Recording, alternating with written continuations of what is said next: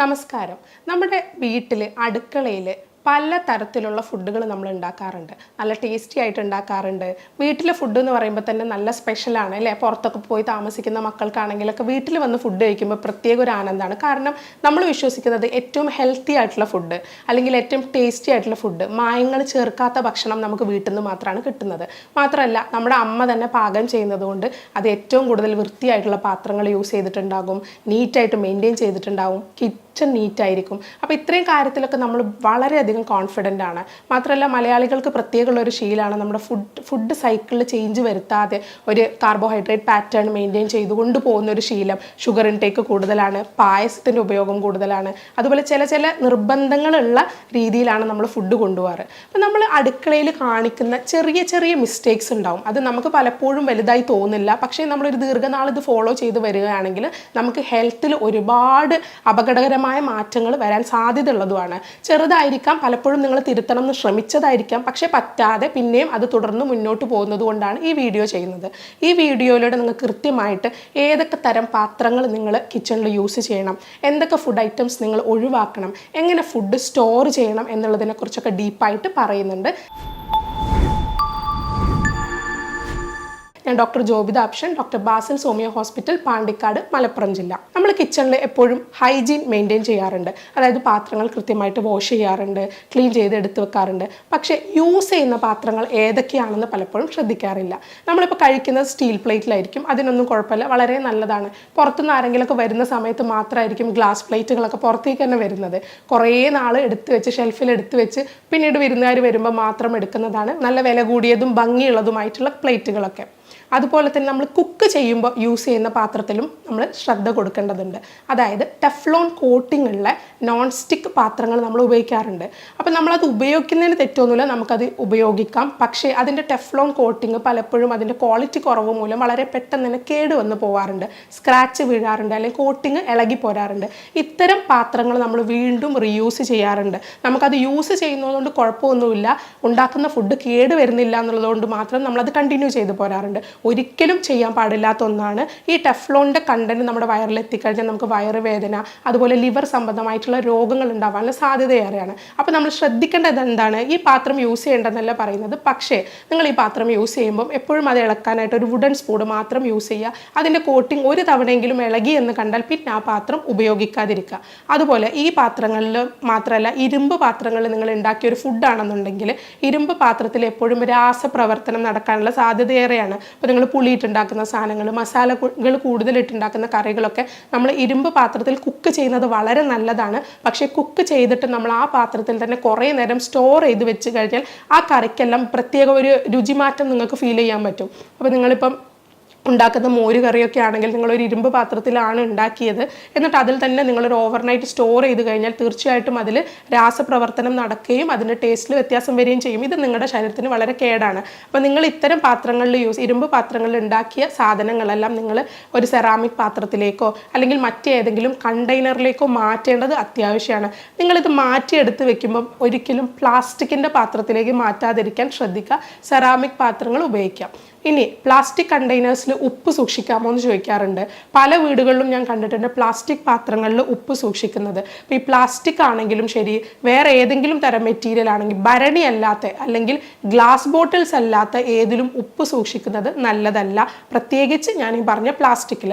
നിങ്ങൾ ഉപ്പ് sodium chloride ആണ്, ഇതിലും രാസപ്രവർത്തനങ്ങൾ നടക്കാം. അപ്പോൾ നിങ്ങൾ ഉപ്പിലിടുന്ന സ്പൂൺ ശ്രദ്ധിച്ച് നോക്കൂ. നിങ്ങൾ സ്പൂണെല്ലാം ഇപ്പോൾ ഇരുമ്പിൻ്റെ അല്ലെങ്കിൽ സ്റ്റീലിൻ്റെ ഒക്കെ സ്പൂണാണ് നിങ്ങൾ അതിലിടുന്നതെങ്കിൽ തീർച്ചയായിട്ടും കുറച്ച് നാൾ കഴിയുമ്പോൾ അതിൽ ചെറിയ മാറ്റങ്ങൾ വന്ന് തുടങ്ങും. ഇത് ഈ സോഡിയം ക്ലോറൈഡിൻ്റെ എഫക്റ്റ് കൊണ്ട് വരുന്നതാണ്. അപ്പോൾ നിങ്ങൾ പ്രത്യേകം ഗ്ലാസ് ബോട്ടിൽസ് തന്നെ ഉപ്പ് സൂക്ഷിക്കാൻ ശ്രദ്ധിക്കുക. ഇത്രയും കാര്യങ്ങൾ നിങ്ങൾ നിർബന്ധമായിട്ടും നിങ്ങൾ യൂസ് ചെയ്യുന്ന പാത്രങ്ങളിൽ ശ്രദ്ധിക്കേണ്ടതാണ്. അതുപോലെയാണ് നിങ്ങൾ യൂസ് ചെയ്യുന്ന കത്തി, കട്ടിംഗ് ബോർഡ്. നമ്മളൊരു വീട്ടിലെ കിച്ചണിൽ പോയി കഴിഞ്ഞാൽ നമുക്കൊരു വീട്ടിലേക്ക് തന്നെ എൻട്രി കിട്ടുന്ന സമയത്ത് ആ വീടിൻ്റെ ഉമ്മറപ്പടി എന്ന് പറയുക, ആ ഫ്രണ്ട് ഏരിയ നമുക്ക് ശ്രദ്ധിച്ചാൽ അറിയാം ആ വീട്ടിലുള്ളവർ എത്രത്തോളം ശ്രദ്ധ കൊടുക്കുന്നുണ്ട് ഒരു ഹൈജീൻ്റെ കാര്യത്തിൽ. അതായത് ഇപ്പോൾ ചെരുപ്പ് സൂക്ഷിച്ചിരിക്കുന്ന ഒരിത് കാണുമ്പോൾ തന്നെ നമുക്ക് മനസ്സിലാവും. ചിലപ്പോൾ അവിടെ ഇവിടെ വലിച്ചു വാരിയിട്ട് റാക്കിലല്ലാതെ അറേഞ്ച്ഡ് അല്ലെങ്കിൽ നമുക്ക് ഏകദേശം ആ വീട്ടിലുള്ള ഒരു കിച്ചണിൽ എങ്ങനെയായിരിക്കും ഒരു ധാരണ വരും. അതുപോലെ തന്നെയാണ് നമ്മൾ കിച്ചണിൽ ചെല്ലുമ്പോഴും ഓരോ സാധനങ്ങൾ പ്ലേസ് ചെയ്തിരിക്കുന്ന ലൊക്കേഷൻ അല്ലെങ്കിൽ എല്ലാം വളരെ നീറ്റായിരിക്കും, കൗണ്ടർ ടോപ്പ് വളരെ നീറ്റായിരിക്കും, എല്ലാം ക്ലീൻ ചെയ്തിട്ടുണ്ടാവും. പക്ഷേ നമ്മൾ അടുത്തേക്ക് ചെന്ന് നോക്കുമ്പോൾ അവരെടുക്കുന്ന കത്തിയിൽ കറ കാണുക, അല്ലെങ്കിൽ യൂസ് ചെയ്യുന്ന മിക്സി ജാറിൻ്റെ ഇടകളിലൊക്കെ ബ്ലാക്ക് കളർ ഡിസ്കളറേഷൻ വന്നത് കാണുക. അതെല്ലാം നിങ്ങൾ കുറേ നാൾ വാഷ് ചെയ്യുന്നുണ്ട്, പക്ഷെ അത് വൃത്തിയായി ക്ലീൻ ചെയ്യാത്തതുകൊണ്ട് അടിഞ്ഞുകൂടുന്ന സാധനങ്ങൾ. അപ്പോൾ നമ്മൾ കട്ടിംഗ് ബോർഡ് എടുക്കുന്ന സമയത്ത് നിങ്ങൾ ശ്രദ്ധിക്കേണ്ട ഒരു കാര്യമാണ്, കൃത്യമായിട്ട് കട്ടിംഗ് ബോർഡ് ക്ലീൻ ചെയ്യണം. ഒരു സംഭവം നിങ്ങൾ എന്തെങ്കിലും കട്ട് ചെയ്ത് കഴിഞ്ഞ് കഴിഞ്ഞാൽ തിരിച്ച് അതേപോലെ കയറ്റി വെക്കുന്നതിന് പകരം വൃത്തിയായി കഴുകിയതിന് ശേഷം മാത്രമായിരിക്കണം തിരിച്ചു വെക്കുന്നത്.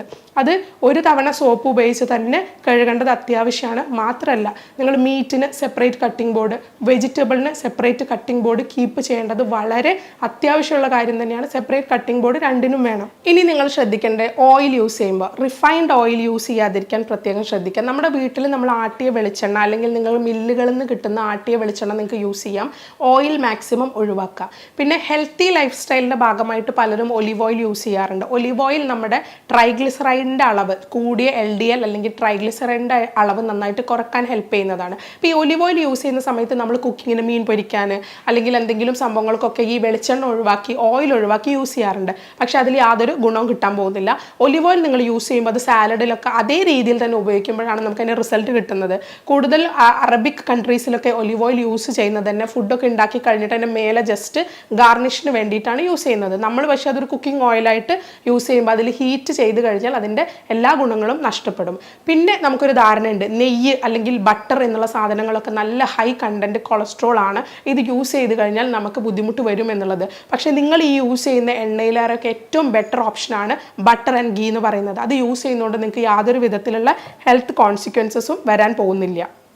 ഇനി നിങ്ങൾ സ്റ്റോറേജ്, ഇപ്പം നിങ്ങൾ ഫുഡ് സ്റ്റോറേജ് ചെയ്യുന്ന കാര്യം ശ്രദ്ധിക്കുകയാണെന്നുണ്ടെങ്കിൽ, നമ്മൾക്കിപ്പോൾ ഒരു ഫ്രൂട്ട്സോ വെജിറ്റബിൾസോ കടയിൽ നിന്ന് കിട്ടി, നമ്മൾ അതന്ന് യൂസ് ചെയ്യുന്നില്ല എന്നുണ്ടെങ്കിൽ നമ്മൾ എന്താ ചെയ്യുക, അത് നേരെ ഫ്രിഡ്ജിലേക്ക് കയറ്റി വെക്കും. അതൊരു തെറ്റായ രീതിയാണ്. പകരം ചെയ്യേണ്ടത് ആ ഫ്രൂട്ട്സും വെജിറ്റബിൾസും അന്ന് തന്നെ നല്ല രീതിയിൽ വാഷ് ചെയ്ത് അത് തുടച്ചതിന് ശേഷമാണ് നമ്മൾ അത് ഫ്രിഡ്ജിലേക്ക് കയറ്റേണ്ടത്. അപ്പോൾ കയറ്റുന്നതിന് മുന്നേ തന്നെ അത് നന്നായിട്ട് തുടക്കാനും ശ്രദ്ധിക്കുക. മാത്രമല്ല, അതൊരു ബോക്സിലോ അല്ലെങ്കിൽ ഏതെങ്കിലും കവറിലോ നല്ല രീതിയിൽ കെട്ടിവെച്ചതിന് ശേഷം മാത്രം ഉപയോഗിക്കാം.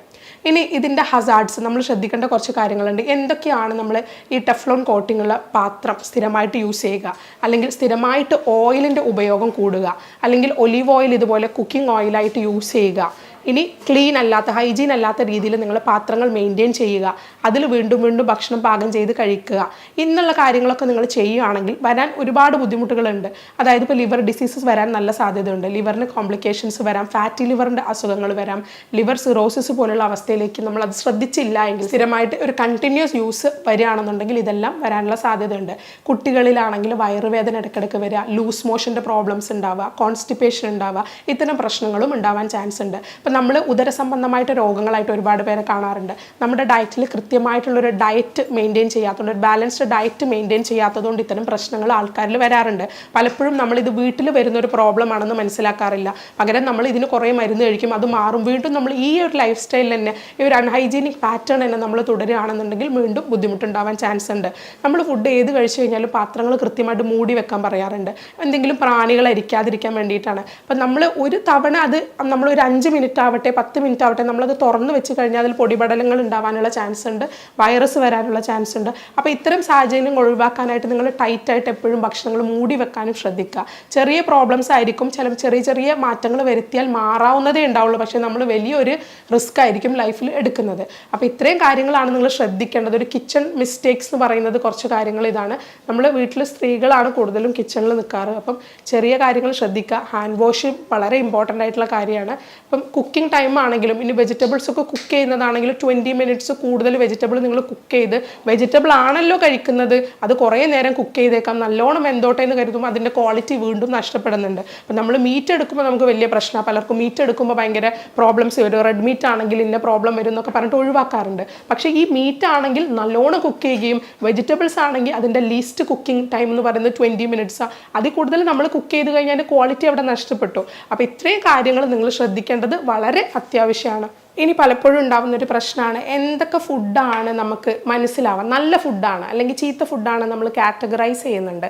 അതെങ്ങനെയാണ് മനസ്സിലാക്കുക എന്ന് പറയുമ്പോൾ, നമ്മളൊരു ഫുഡ് പുറത്ത് വെച്ച് കഴിഞ്ഞാൽ അത് 1-2 ദിവസം കഴിയുമ്പോൾ കേട് വരുന്നുണ്ട്, ഓട്ടോമാറ്റിക്കലി അത് കേട് വരുന്നുണ്ടെങ്കിൽ അതാണ് നല്ല ഫുഡ്. പക്ഷെ നിങ്ങൾ ചില സാധനങ്ങളൊക്കെ ഹോട്ടലിൽ നിന്ന് വാങ്ങി നിങ്ങൾ ശ്രദ്ധിച്ചിട്ടാണ്, നിങ്ങൾ എത്ര ദിവസം നിങ്ങൾ അത് വീട്ടിൻ്റെ കൗണ്ടർ ടോപ്പിൽ വെച്ചാലും 3-4 ദിവസം കഴിഞ്ഞ് അത് ചൂടാക്കി നോക്കുമ്പോൾ യാതൊന്നും അതിന് സംഭവിച്ചിട്ടുണ്ടാവില്ല. അതിൽ നല്ല രീതിയിൽ കെമിക്കൽ അടങ്ങിയിട്ടുണ്ട്, അതിൽ പിന്നെ പ്രിസർവേറ്റീവ്സ് അടങ്ങിയിട്ടുണ്ട് എന്നാണ് അതിൻ്റെ അർത്ഥം. അത് ഭയങ്കര ഹസാർഡസ് ആണ്, മാത്രമല്ല ക്യാൻസറിന് പോലും സാധ്യതയുള്ളതാണ്. നിങ്ങൾ ഈ കിച്ചണിൽ വരുത്തുന്ന മിസ്റ്റേക്ക് ആണെങ്കിലും ക്യാൻസറിന് സാധ്യത വരുത്തുന്നത് തന്നെയാണ്. ചെറിയ കാര്യങ്ങളിൽ നിന്നാണ് നമ്മൾ ശ്രദ്ധിക്കേണ്ടത്. ഈ വീഡിയോ നിങ്ങൾക്ക് ബെനിഫിറ്റ് ചെയ്തിട്ടുണ്ടെങ്കിൽ തീർച്ചയായിട്ടും നിങ്ങളുടെ കമൻറ്റ്സ് രേഖപ്പെടുത്തുക. നന്ദി, നമസ്കാരം.